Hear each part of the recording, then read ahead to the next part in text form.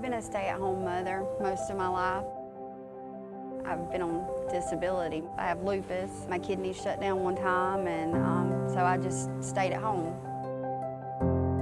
We had gotten to where, you know, it was hard to buy food at the house, and we were just really struggling, and I needed to take care of my kids and my grandbaby.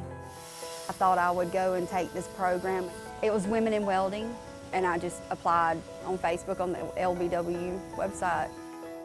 I knew nothing at all. Never done it before in my life. It just seemed like something new to learn. I like to work on vehicles, I like being outside, and welding just seemed like something fun to do.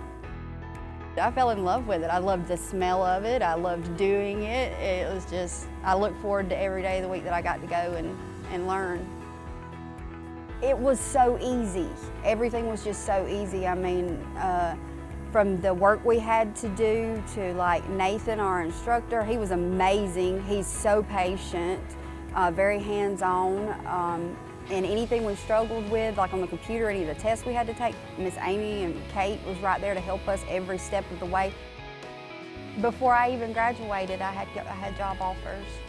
Well, I met my boss, Miss Gina, through the college actually. Miss Amy had called her and asked her to come up there and speak. I thought it was amazing because I know most of the time you have to go a lot longer than that to get any kind of skill or certificate.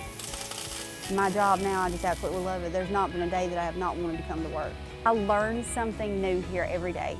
I weld something different. There's different trailers that we build. It is just pride that you can look at something like that and know that you built it. Someone's going to use it for something. I mean, you're being part of society. You're putting out a product, and I love that. I can't even compare it to the way I was before. I was so depressed before, and I just didn't even like life.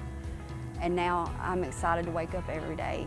My kids are happier, my grandbaby's happy, and everything's so much better.